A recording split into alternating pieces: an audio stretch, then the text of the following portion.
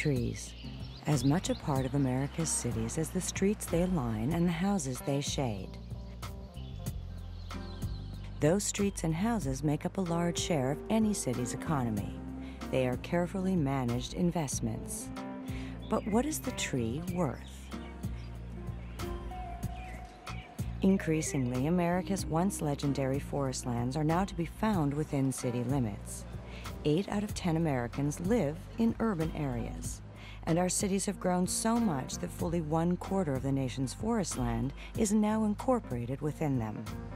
Throughout the world, more human beings than ever before inhabit a unique environment known as an urban forest. The trees are the large beings that anchor the ecosystem, but the urban forest becomes an extension of the trees. It's the land that they occupy, the soils, the water system, the wildlife, and how they're all connected and interrelated that really makes the forest. New technology is changing the way we look at the trees that inhabit our cities with us. Ecologists and economists alike aim to put a price tag on our urban forests. For the future of our sustainable growth may lie in a return to the forest where we live.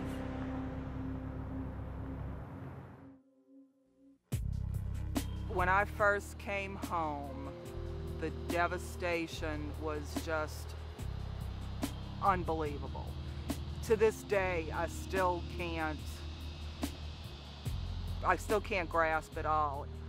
And it was, every sense was devastated. I mean, it smelled horrible. There was no birds, no cicada, nothing. It was just like a tomb. And I thought, oh my God, this'll never, how is this gonna come back?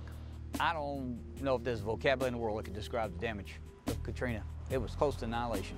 In August 2005, Hurricane Katrina scoured the Gulf Coast, leveling whole communities in Louisiana and Mississippi. Every church, every school was either totally destroyed or unusable. We had approximately 2,200 homes in Pass Christian, and 400 were livable the day after the hurricane. Along with the massive loss of life, cities and small towns saw their most basic infrastructure destroyed. Roads, communications, electrical power, even food and clean drinking water.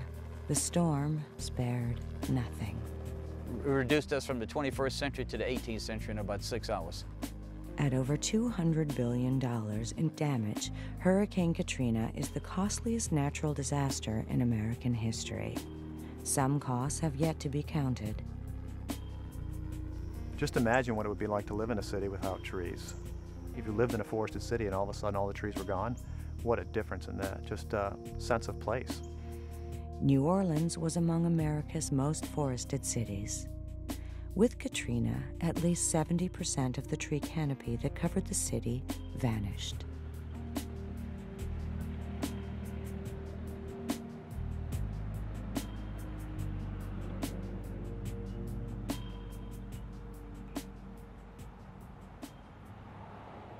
We were a beautiful, beautiful city. In fact, there is one particular street, Paris Avenue, that was loaded with 50-year-old magnolias. And when you ride down Paris Avenue today, it's just barren. All the magnolias died as a result of the floodwater. As destructive as Katrina was, the cleanup that followed seemed almost as indiscriminate. The big trees brought down by Katrina had caused expensive near-term losses. So after the storm, many private contractors and property owners regarded even the surviving trees as simply a liability. That morning, I heard the chainsaws, and I was so upset. I went outside, and I thought, oh, maybe he's just trimming the tree. And as the chainsaws continued to grind, I said, oh no, he's cutting that tree down. It was a beautiful tree. It covered his whole backyard. And I just said, oh, may I curse you with $500 energy bills for killing that tree.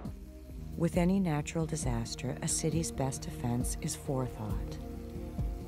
Proper planning and proper maintenance reduces the vulnerability of communities to natural events. And this is going to become increasingly important as climate change could have an effect on weather systems, water levels, and wildfire. So it's something that we all have to think about. Surrounded by wrecked homes and ruined businesses, tree loss might seem a small concern. Instead, for many on the Gulf Coast, it became a startling sign of what the storm had really taken from them.